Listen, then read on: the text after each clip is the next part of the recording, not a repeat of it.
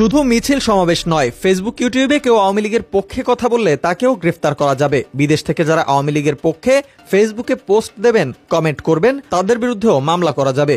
এছাড়া এখন থেকে পুলিশ পেনাল কোডের 188 ধারা অনুযায়ী আওয়ামী লীগ নেতাকর্মীদের গ্রেফতার করতে পারবেন, এমন তথ্য গণমাধ্যমকে দিয়েছেন বিভিন্ন পুলিশ ও আইনজীবীরা।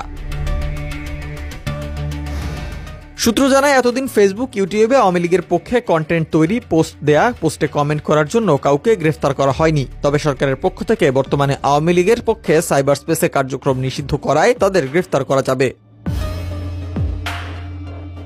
পুলিশের ঊর্ধ্বতন এক কর্মকর্তা গণমাধ্যমকে জানান, যদি কেউ আওয়ামী লীগের পক্ষে ফেসবুকে পোস্ট দেয়, আবার সেই পোস্টে কেউ যদি কমেন্ট করে, গুজব ছড়ায়, তাদেরও চিহ্নিত করে সাইবার সিকিউরিটি অ্যাক্টে গ্রেফতার করা হবে এবং মামলা দেওয়া যাবে।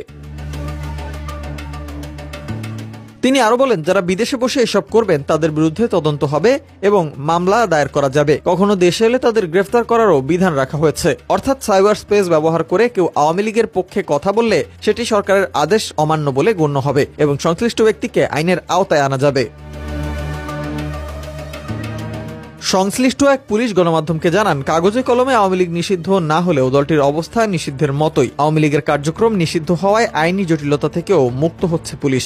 সূত্র জানায়, সরকারের পক্ষ থেকে নির্দেশনা ছিল আওয়ামী লীগ নেতাকর্মীদের গ্রেপ্তারে, কিন্তু কোনো সংগঠন নিষিদ্ধ না হলে ওই সংগঠনের নেতাকর্মীদের গ্রেপ্তার করলে প্রশ্নের মুখে পড়তে হতো। ফলে অনেক পুলিশ কর্মকর্তা গ্রেফতার এড়াতে চাইতেন। উপদেষ্টা পরিষদের বৈঠকে আওয়ামী লীগের কার্যক্রম নিষিদ্ধ করার কারণে এখন পুলিশ গ্রেফতারের আইনি বৈধতা পেয়েছেন।